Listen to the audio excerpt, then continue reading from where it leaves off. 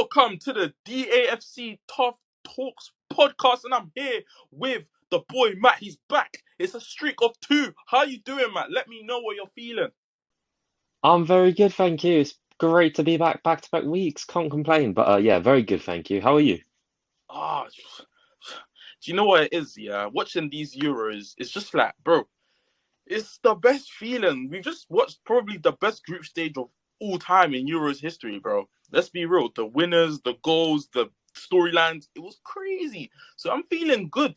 I'm feeling good. I can't lie. But this club right here, bro, this club right here, it's annoying me, fam, because I want to see my clubs linked to some players. And I want to see some Ornstein bombers. But something's wrong, Arteta. What are you doing? Wow. But it's cool, though. We move forward. I think we should start off with Arsenal because, you know, the transfers haven't been transferring right now. Obviously, I've just been talking about Ornstein and I'm waiting for his bombers, but they're not coming. So let me ask you about a certain player called Riccardo Calafiori. All right? I love the player, Tebets. Italian centre-back, absolutely insane. Shining this Euros for Italy. What do you think about him? Because I've heard that from a certain Fabrizio Romano and Matteo Moretto, I think his name is, that we are interested and have investigated his profile, which I think are like minimal stuff. Like, I think every club does that. But I want to get your thoughts on him, man. Have you watched him? Like, what do you think of him? I like the profile. I mean, I can't say I've watched loads of him, but I think for me, in an Arsenal context, I wouldn't, not, I don't want him, but like, I feel like it's kind of a classic case of a new player being linked. Linking also, as you say, I don't think it really means anything. I think probably pretty much every club in Europe has been caught the eye of not just his Euros tournament, but his season with Bologna before. You've got Juve, who have obviously been linked for a good while. Quite a few Premier League clubs who are getting linked a lot. I'm sure every club's, done some due diligence on him after watching him in the first few Euros games as well. I mean, obviously the assist for Zaccagni speaks for itself.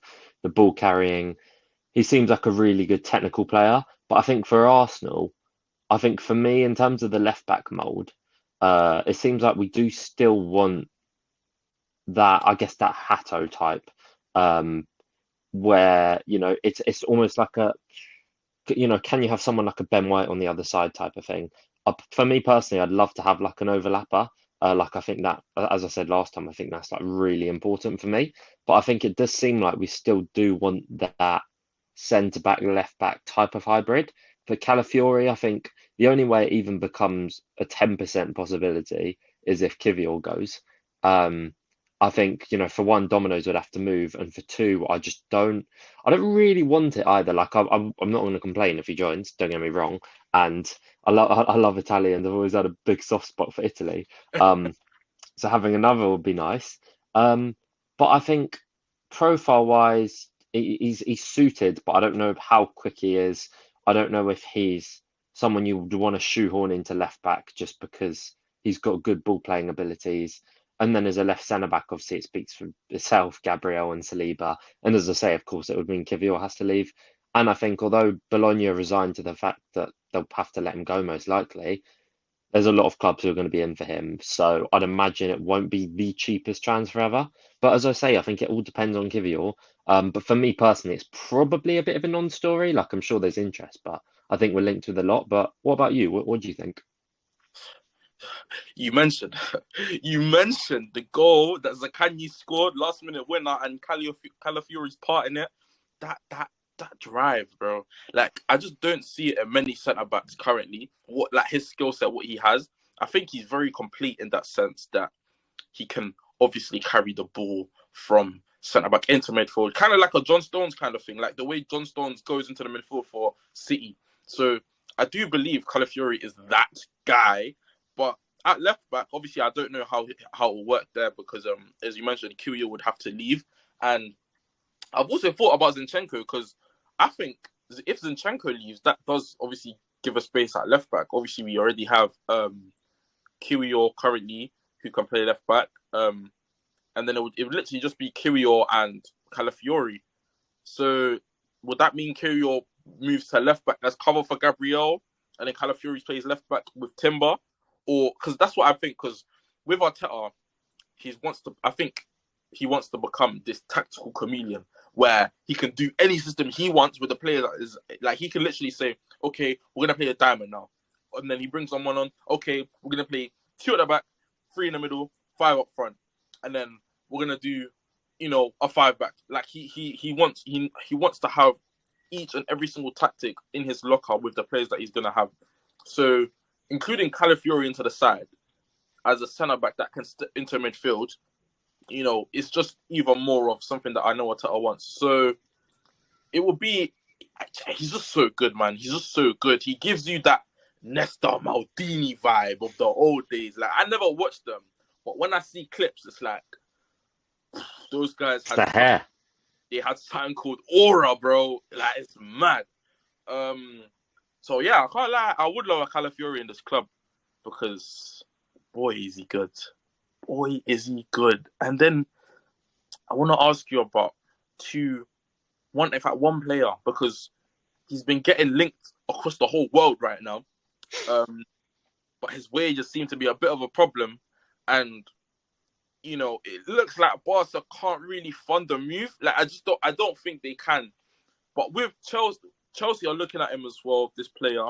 He's a winger for Spain, the one and only Nico Williams. It just has to be him, bro, because he is tearing it up constantly. What did he do to Di Lorenzo? Bro, he had him on skates. But we already have Martinelli. They're not similar, but like they've got the transitional threat. They can beat their man when it comes to it. So, what do you think of him? Like, if you were to go and get him, because I've heard his release clause is like £50 million or something like that, £48 million. But his wages was like 300k.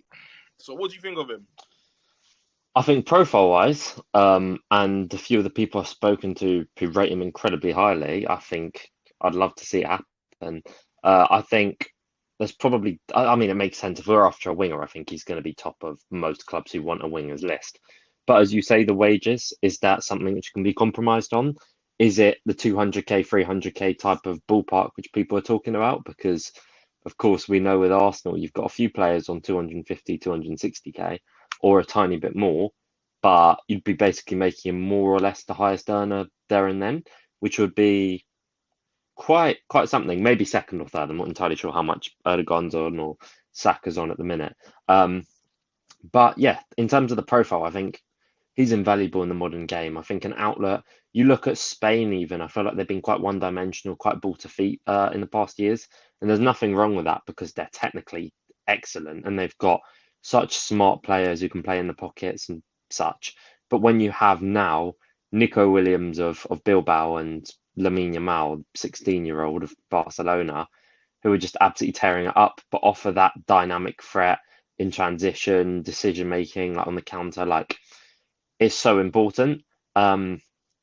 So I'd love to see it happen personally. I think there are a few wingers I'd like to see. There's not the most open market on the planet for the wingers. It's not exactly spoilt for choice, but he's definitely right up there. And the fact he's also doing really well at the Euros is only going to really increase that attention. But as you say, it's a release clause.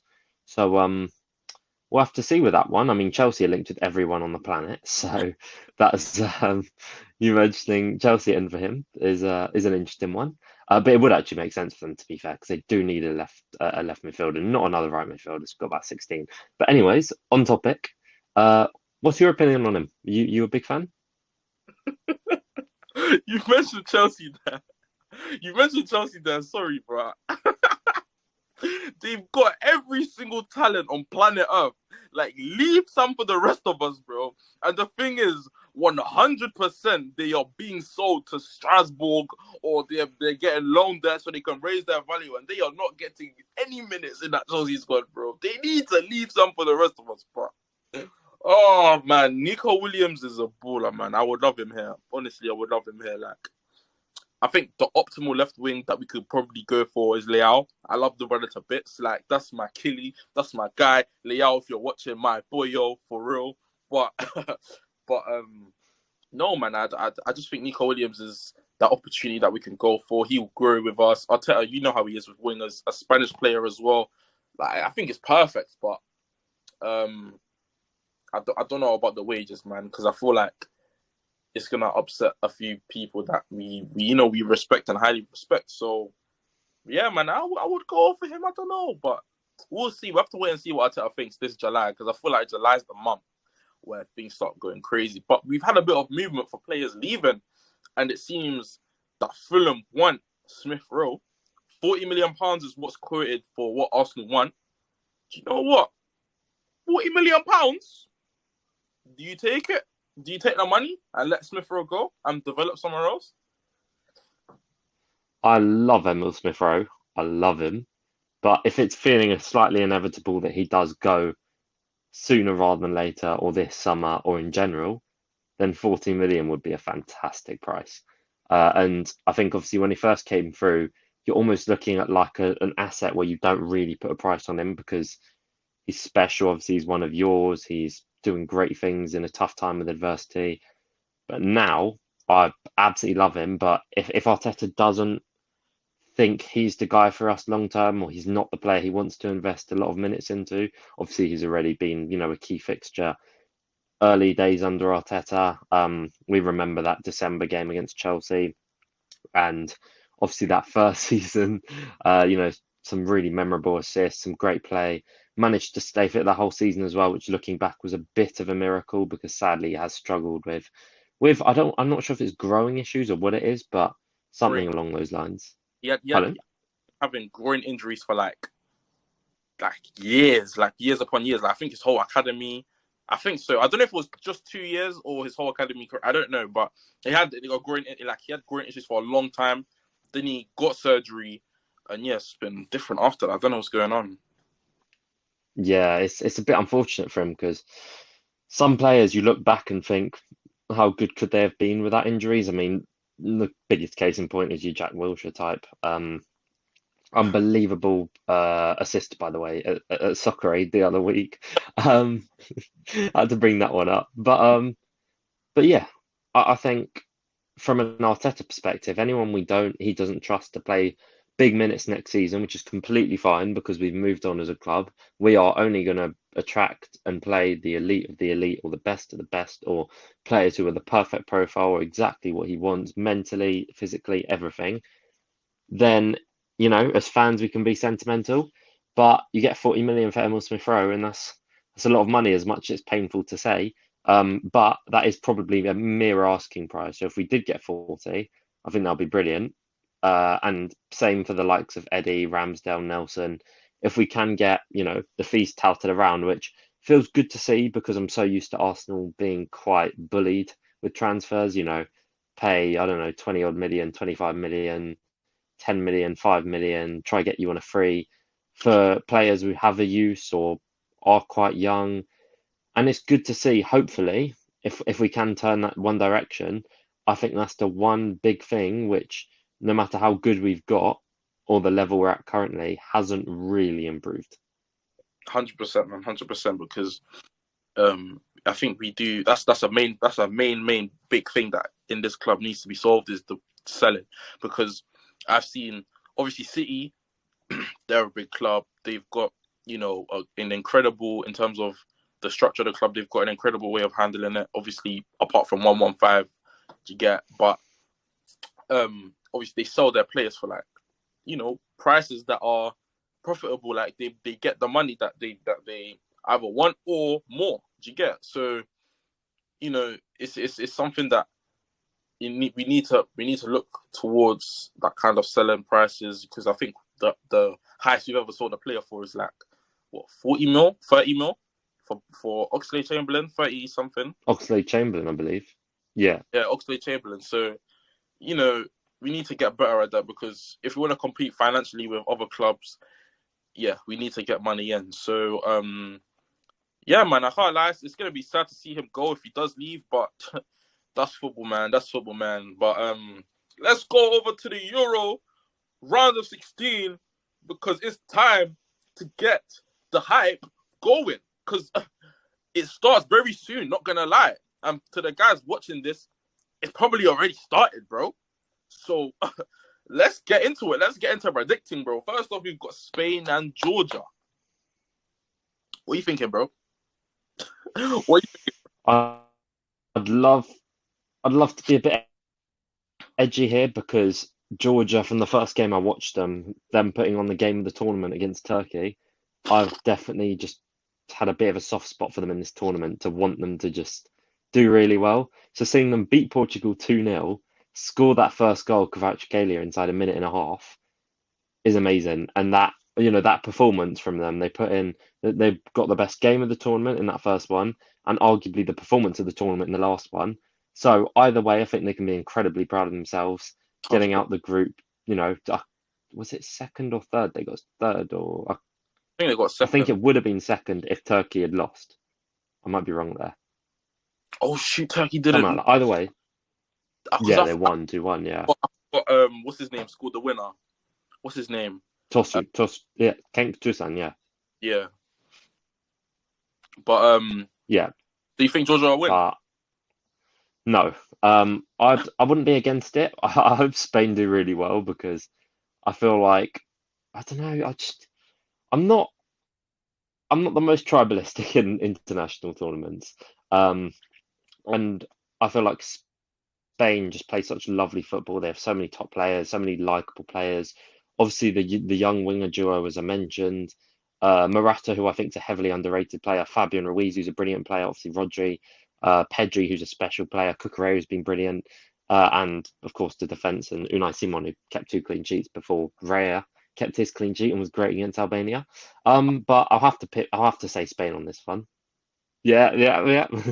I have to say Spain on this one. I mean, I think ultimately there's going to be surprises somewhere. Where that surprise is, I'm not sure. I think Georgia will give them a decent game, but I think Spain will just be a bit too good. But I'm not again. I always love an underdog story in these international tournaments. I feel like that's what they're all about. So we'll see. But yeah, I'm going Spain. Yourself?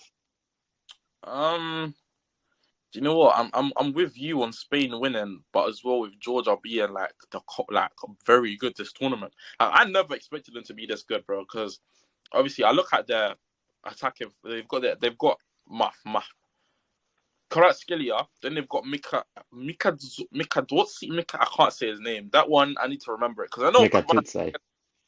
Pardon? Mika Tutse, Mika Tutse. Thank I you. believe. So hopefully, I've probably butchered that as well, but cool. So Mika, him, and then Kvaratskhelia, and got the goalkeeper. Yeah, them three. Mamardashvili, unbelievable. What a baller, bro! You see those hands? Unstoppable. You cannot go past. You will not go past, bro, unless he lets the ball go in himself, bro. Because he's been an absolute revelation for Georgia, bro. It's a mad what he's doing for them. It's actually mad. He's a hero, bro. Have you seen that video on where it's like he's literally standing on top of the fans and it's like black all around and he's the only one like and they're like Superman. Lauded, essentially. It's so mad, bro. He's loved and Georgia have provided us with some great moments, man. But you know what? Spain's going through, man. It has to be done. It has to be said. Spain are an absolute great team. It's insane, bro. So they have to go through. But the next game's obviously Germany. Germany versus Denmark. What are you thinking, bro? Verts Musiala, Havertz. How are they gonna do a madness together? It's an interesting one, isn't it? I think Germany will beat Denmark. I don't think that'll be one of the surprises. I expect Germany to go very far, but Germany-Denmark's quite an interesting matchup. Denmark have played some really nice stuff in the group stage. Eriksen's been brilliant. Obviously that unbelievable goal from Hejalman. I don't know how to pronounce his name, the Sporting midfielder.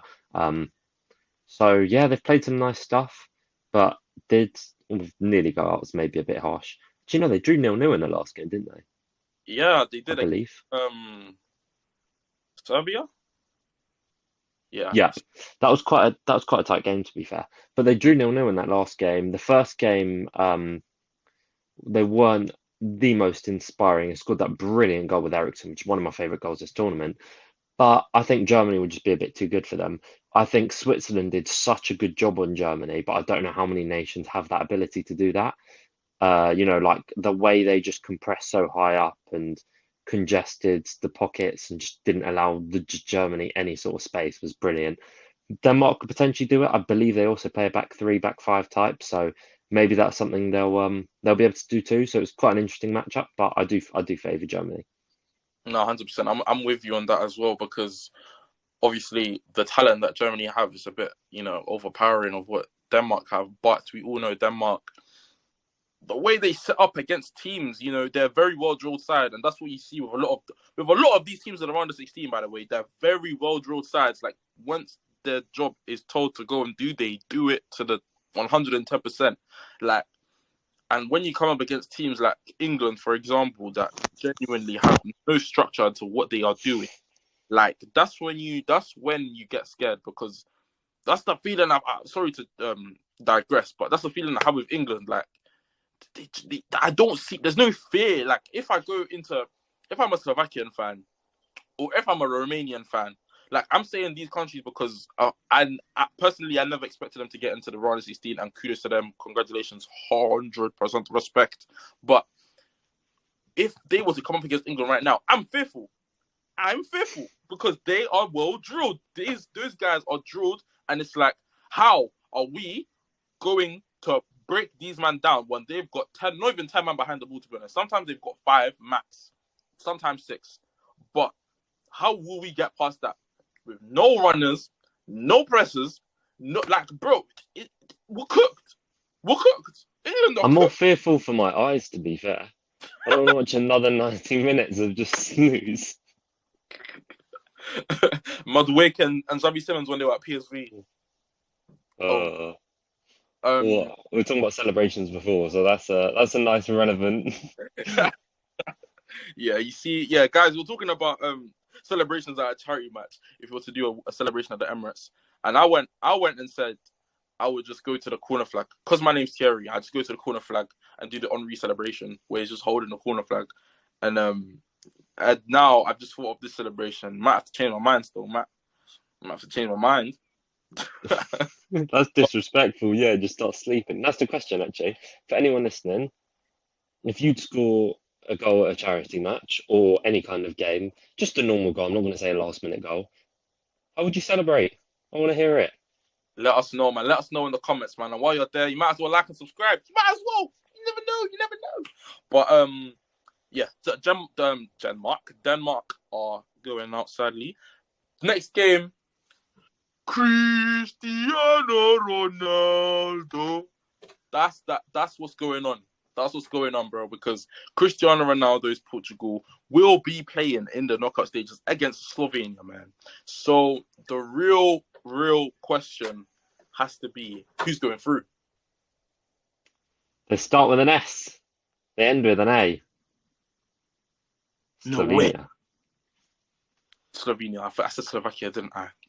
Horrible. That's all right. No, England plays Slovakia. Yeah. No, I mean it's interesting, isn't it? Because it's like, as I said to you, there's going to be a shock somewhere. Do you predict that shock? Probably not. Do you go with what you feel was the most likely shock based off the knockout stages, the group stages? Probably. Are you inevitably wrong? Probably. But I think it's hard to judge Portugal because first game I thought they were incredibly underwhelming, but they managed to find a way in the last minute. The second game, no disrespect to Turkey at all, but I really don't think they made Portugal work for that win too high. And then the third game, I can't really judge because they played a completely rotated side because they were through. Obviously, Georgia did a phenomenal job, but from a purely Portugal perspective of how well they're going to do, that was pretty much a second string 11. So it was very hard to know. They're the only team who've done that so far. Actually, Spain have as well. So those two. But it's hard to know. But from what I've seen from Portugal and in terms of there being an upset somewhere, I'm gonna edge Slovenia. I'm going to disagree with you on that one because obviously, yeah, I agree with you in terms of the fact that we haven't seen much of what Portugal's capable of to the max because of obviously the events that have happened. But when you look at the first game, for example, they didn't play a single defensive midfielder. João Palhinha was not playing.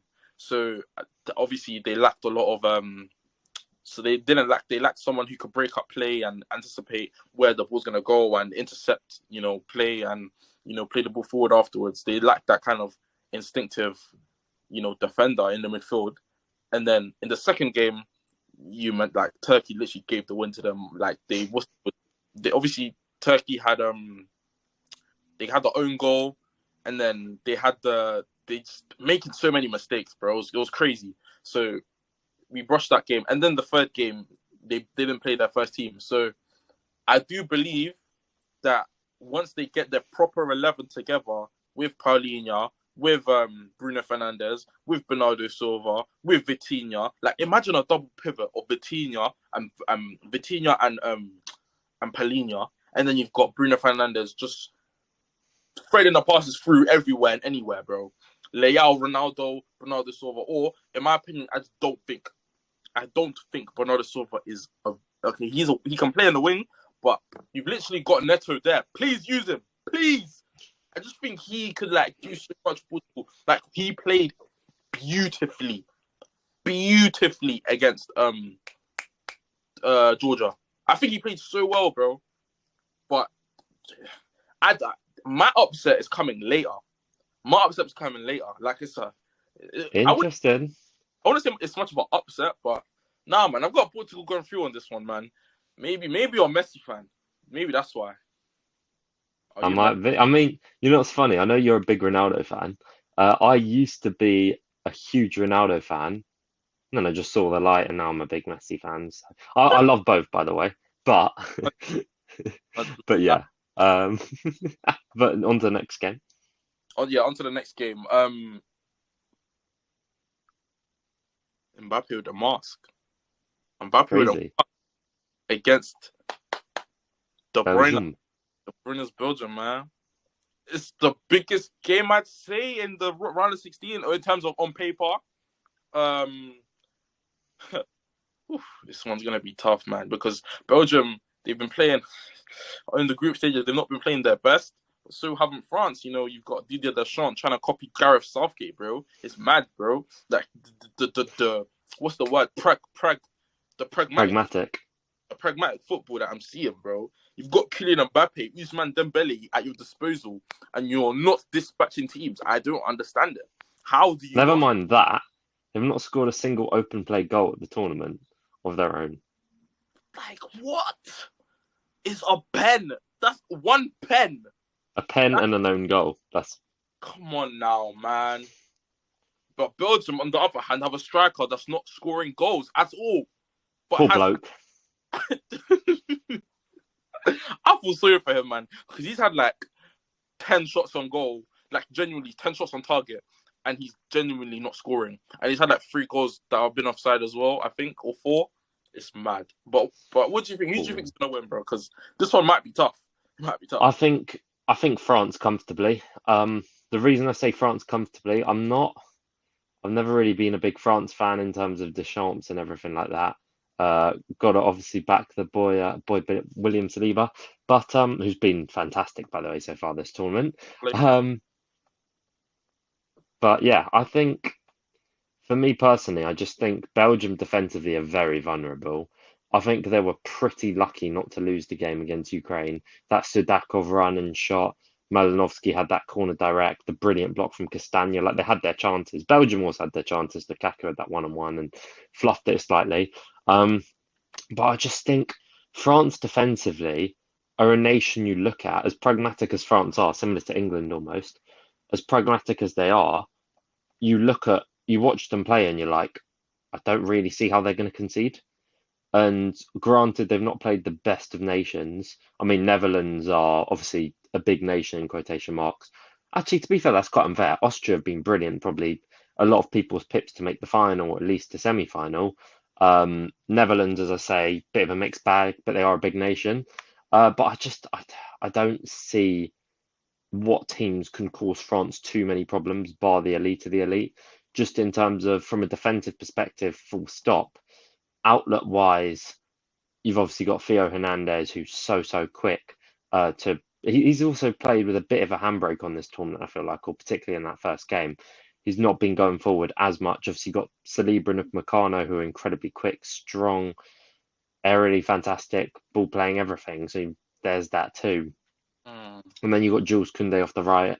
You've got Kante, who's been brilliant. You've got Charmeni, who came back in last game or the game before, I don't remember. And it's like, it's hard to watch France and feel like they're going to concede many. Whereas Belgium, you feel like France could be pretty abysmal, and then one attack and it's 1-0 France. And That's all about that. it'll probably be like a 3-1 France, I think. Probably quite a pragmatic, not the most entertaining game, which has been the theme of these bigger games.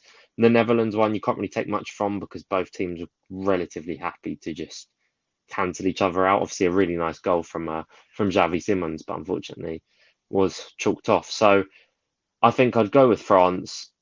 Belgium, I think if Lukaku can channel his unluckiness into luckiness or reality at least, then, potentially they have a chance. And De Bruyne, I think a lot of people try to get onto him, but he had that brilliant game against Slovakia, I believe it was. I Or both. think so.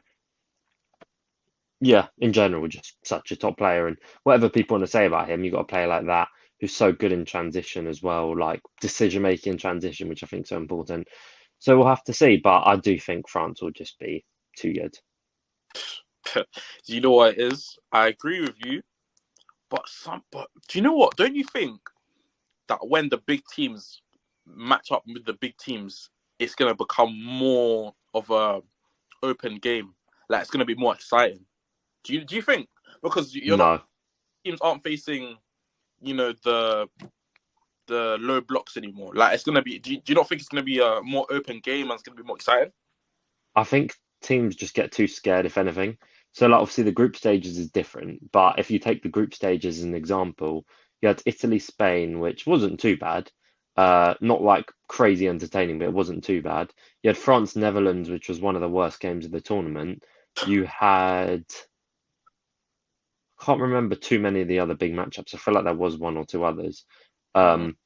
But like it feels like a theme for me where when a big nation plays a smaller nation, the small nation just plays very defensive, or as expected, try to soak up pressure and hit on counters, which is completely fair enough. And when a big nation plays a big nation, it's almost like a chess match type of thing where neither want to give anything away. Mm. So I think particularly given it's a knockout stage context, maybe a goal like that Benjamin Pavard screamer against Argentina a few years ago could be the type of deciding factor. It probably will be quite tight because I'm probably giving France a lot of leeway in terms of how underwhelming they've been, particularly offensively. But I think defensively they're just too strong.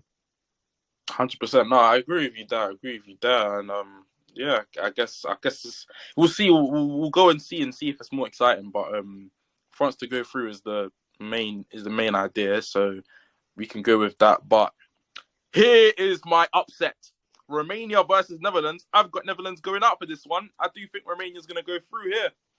I do, man. I do. You've got I think Stanchu is what his name is. Yeah, Midfielder. You've got Hadji. You've got Dragusin at the back, the Rock at the back. Like, I do believe that Romania have something to prove. They even got that right back that's on the FIFA thing.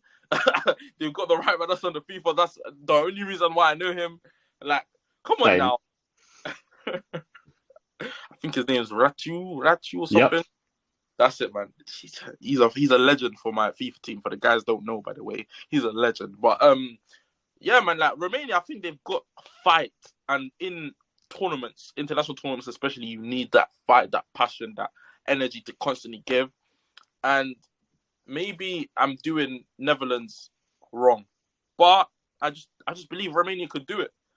They've got past Ukraine, who Romania were literally they were told they were going to leave this tournament. They were the memes are flying about, bro, telling people, telling the pilot to leave the plane running because they're gonna come soon. Like these memes are flying about, but they proved everyone wrong, and I think they're gonna do it again, bro. What do you think? Who's gonna win against Romania and Netherlands, bro? It's a difficult one, isn't it? Because I think I do agree with you, but I think it's difficult because when too many people predict the same upset, it almost feels like it just won't happen. But then again, that means absolutely nothing to the teams playing. But obviously, there's got to be upsets. I will also go with Romania on this one. I think one of my reasons as well is the type of matchup it is for Netherlands. I feel like obviously you say the fight and everything like that from Romania. Technically, they've been really good as well. But I just feel like Weghorst could be a problem actually because defensively against crosses against Slovakia they look quite vulnerable. So maybe Weghorst starting that game could make sense, but then Depay's obviously been pretty good in this tournament, or at least in that final game was really really good. And I know they beat Poland 2-1, but I feel like someone like Gakpo has done his best work in transition, and I don't feel like the game will get that stretched. So on that basis, I feel like the quality of Netherlands gets a tiny bit overruled. I don't think they're the best tactically or footballing nation wise. They've got so many top defenders, and obviously a good team in general. That Frankie injury, that Ten Koopmeiners injury was really unfortunate. But I will also go with Romania on this one because there's going to be surprises. And Romania, as you say, no one expected them to top the group, by the way, which is pretty fascinating and a pretty unheard of group of 4 points apiece. But yeah, I'll go with Romania. Because there's only one reason why I've gone with this upset. And it's Arsenal related and it's selfish and it's such a DAFC kind of thing, guys. So if you're in this community, you already know this feeling. But there's a certain 2 players that need to come to Arsenal this summer. And his name, bro, look, their names start with an X and a Z, bro. Trust me, bro. It's gonna be peak when they come to Arsenal, fam. But Xavi Simmons and Xerxes must come to Arsenal, bro. It's a must, bro. And they have to leave the tournament ASAP so that we can get those deals done before any clubs start sniffing really, really hard, bro. Pause. Do you understand? But yeah, Brilliant. that's selfish. I have to say though, I don't think either come to Arsenal. Would love Simmons, but don't see it. Hate to break your Dutch quadrant dreams. Apologies. Man, please. Nah, chill. It's all right, man. It's all right. I can't lie. We'll move past it. If they don't come, we will get some other talents. It's cool. But I can't lie. I think this game coming up is the most exciting one. If everyone is fit for this game, I think this is the most exciting game of the tournament.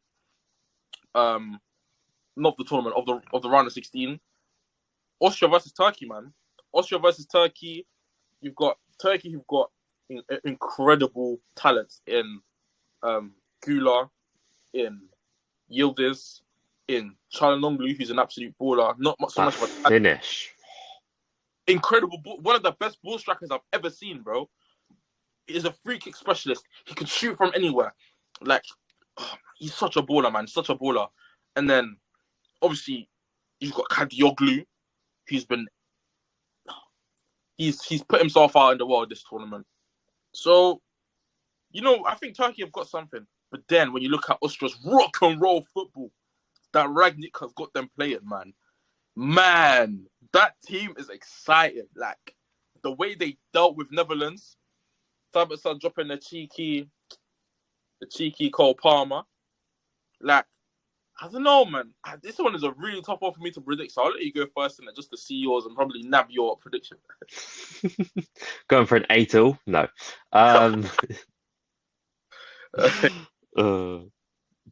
I'll go for Austria in this one. I think it's another one where I feel like a lot of people expect Austria to go far. That it wouldn't surprise me if Turkey just randomly did a number. But I think from a footballing perspective, the pressing Austria have, that game against Portugal from Turkey could be a bit of an anomaly, but I was so disappointed. The Georgia game was sensational. Do I see the game being that stretch? Potentially, although Austria have looked really good defensively and pretty well organised. So I do think Austria win this, and I do think Austria win this relatively comfortable. But it's a difficult game on paper. Turkey are a very interesting side, as you say. Obviously, the youngsters they have speak for themselves. So yeah, it's a difficult one. I mean, the support they have as well is outrageous. But yeah, I will go with Austria on this one. Fair enough. I'm actually going to go the other way, bro. I can't lie, man. Austria's rock and roll football is gonna come to an end, bro, because Arda Güler and Yildiz are gonna tear up. They're gonna tear that defense up, bro. No one will be able to deal with Arda Güler's ball striking. No one will be able to deal with Yildiz's relentlessness to go for his man, bro. Reminds me a little bit of mine. Kevin Danso? Who? Kevin Danso? Yeah. He's a... Yeah. I forgot about that. that humongous defender, bro. I forgot about him. I can't lie, because he's been balling out. I can't lie. He's been balling out. His name's definitely on the map. He's such a Man United target. Like, I just feel like United are gonna be like sniffing.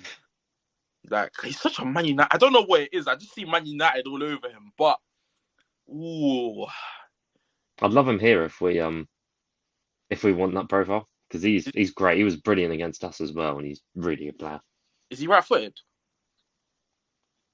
Should know that. If he's right-footed, then I would take him as Saliba backup. But in terms of the quality that we're looking for to, you get me, keep that one safe. Right, yeah. I'm right-footed. awful with footed players, by the way. It's not that I've just not watched them before, whatever. Like, I'm so bad with what a footed player is, so yeah. No, because for me, it's like, whatever, if you play on the right side, then you're right-footed. No, if you play on the right side as a defender, you're right-footed. And if you play on the left side as a winger, but I see you cut in once. If I see you cut inside once as a winger, I know you're right-footed. And that may be so wrong, but guys, let me know if I'm wrong in the comments. Let me know if I'm wrong. But if you see a winger cut inside once as a left winger, you are right-footed. And there's nothing you can do about it. I don't care if you've got 5-star weak foot. I don't care if you don't even have a flipping right foot, bro. If I see you cut inside on the left-hand side, you are right-footed. But you heard it here. You are right-footed now. That's it. No debates. It's no more debates, bro. Whoever told you you're left-footed is a liar, and whoever made you, bro. If you yourself made yourself believe you're left-footed, you're not. You're not. I've told you you're not anymore, bro. It's cool, though. 2 more games left of the round of 16. The penultimate one, England versus Slovakia. Now, guys. Southgate has received a lot of abuse. He's received a lot of, let's say, bad comments towards him. Now, as an England manager who hasn't, in terms of, like, being knocked out in the group stages or the round of 16, like, I haven't seen that from him. In the last 2 tournaments, we've got to the final and the semi-final. So, in terms of giving him credit, I do believe we should there. But, it just shouldn't get to the point where we're doing a madness. I'm sure he's getting some crazy hate right now. And I just don't. What do you think, bro? Like, if you were England manager and you were receiving all of that stuff, all of these comments, all of these things, like, how would you be feeling, bro? Because I want these guys to know so that, if they are ever thinking about doing a madness like that and going, and saying mad stuff to him. Because do you know what? I've done reactions. To how he's played, and I've said that he needs to be gone. But the comments that he's getting is crazy, man. I've been looking through and I've been seeing some mad stuff, man. But how would you be feeling, bro, if you saw that?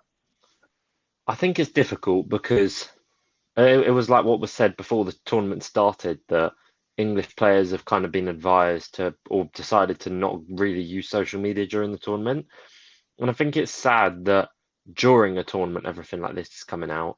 But I also think it's probably just how it is. And I think not how it is in terms of, any kind of abuse or anything like that, how it is in terms of criticism or, feelings where people don't want him to be the manager or feel like his tactical style isn't the best or his balance isn't the best, etc., etc. And I think for me personally, from a purely England perspective, England have always had this narrative that they're this like underdog nation. So every time they do anything remotely good, it's like, wow, what an achievement type of thing. But I think we need to also kind of realise times have changed. This England side is one of the very best in the tournament.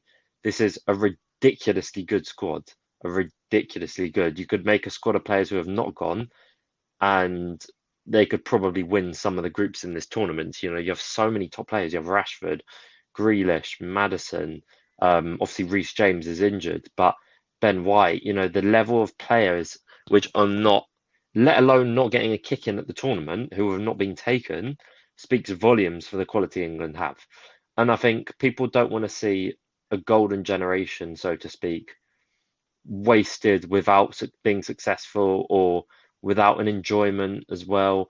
I think a lot of fans, they can be a bit fickle or a bit forced with what they think or what they feel.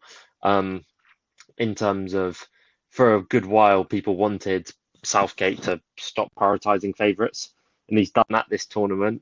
And now it's like, why didn't you take X, Y, Z? So, in some ways, you can't win, and it is obviously a very difficult job being England manager, with the pressure and everything like that. But everyone's, you're going to expect that sort of pressure.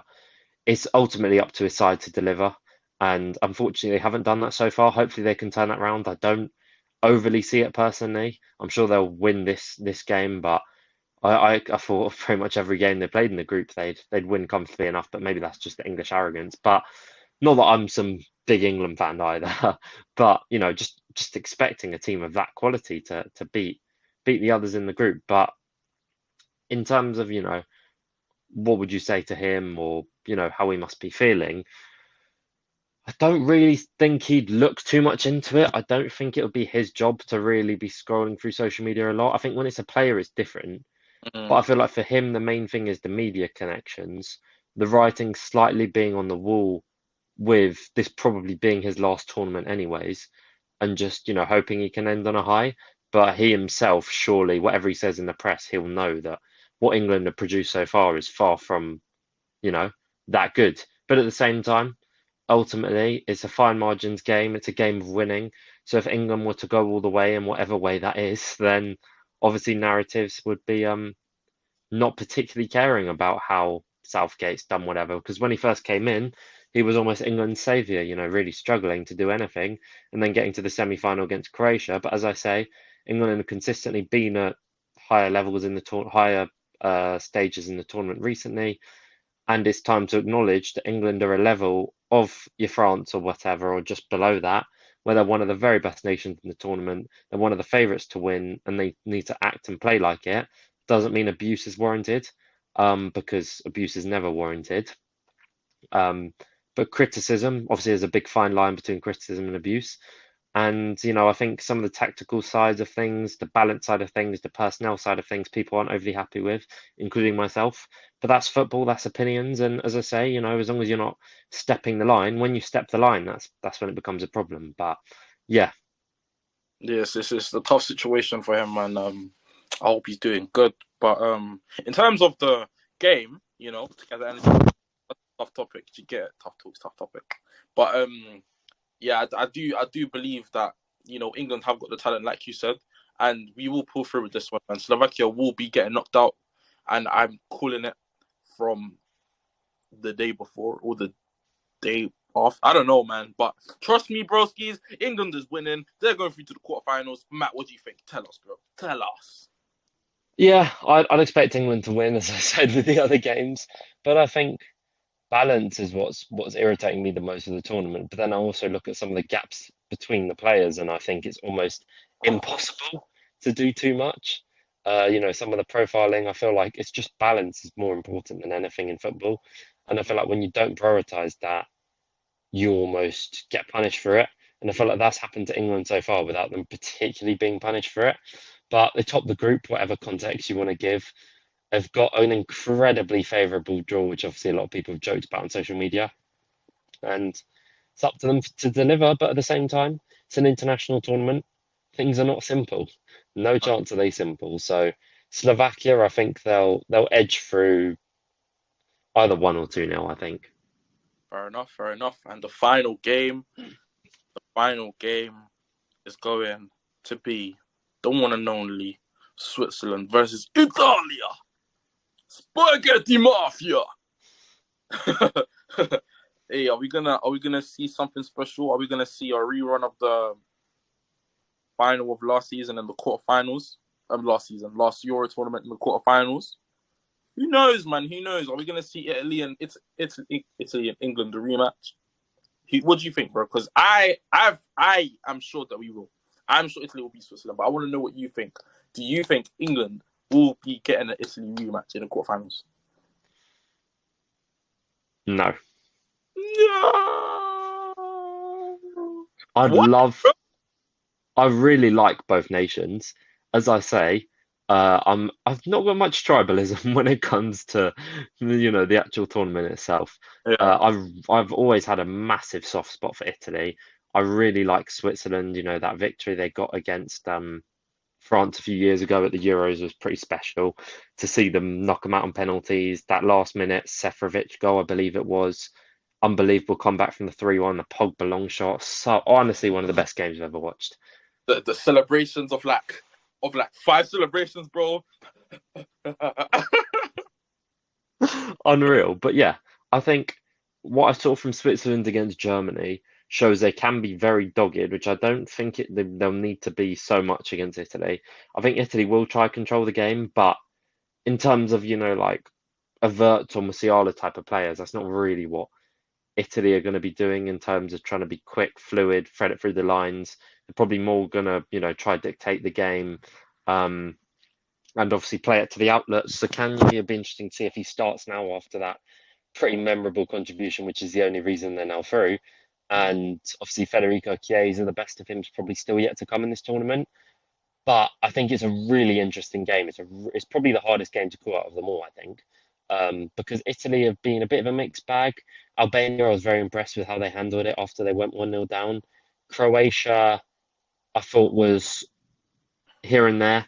I thought Croatia, they're probably the better side, but then they didn't create too many chances. And obviously, Modric had that penalty well saved and then came up with a big moment, which wasn't quite enough. So I'm going to edge Switzerland. And I feel like Switzerland just have everything what it takes in an international tournament. Just being so resolute defensively. Akanji, who's been magnificent this tournament, one of the best defenders in the tournament. And obviously Granit Xhaka speaks for himself, and it's amazing to see him get put on a pedestal, which for me he deserves to be on. And for me, that's been the case for a while. And Ndoye made his name in the tournament as well. A phenomenal goal last time out. And Bolo, was great to see him hopefully fit because it feels like he's injured so often. Always manages to play a part in the Euros, which is good. But yeah, I just feel like the formula they have, they're always a side which does really well in international tournaments, but it's a really difficult game to call because Italy, obviously a big nation, a lot of people felt like they'd be the big nation to kind of not be so good. But as I say, football is not predictable, football's not linear, so it'll be interesting, and it's a bit of a win-win for me, to be honest, because I'd love to see either nation go really far. Yeah. And a Xhaka Ballon d'Or or even like a top 10 finish, a top 5 finish would be pretty magnificent. But also Jorginho going far, I wouldn't mind it. No, because now you say it, bro. Like, if Xhaka wins the Euros, Jorginho did get a Ballon d'Or nomination. I think he did finish top 3, if I'm not mistaken. Like, I really do think Xhaka will be in the Ballon d'Or list if he does win the Euros. But is that going to happen? I don't know, man. If he But wins the Euros, he should get number one.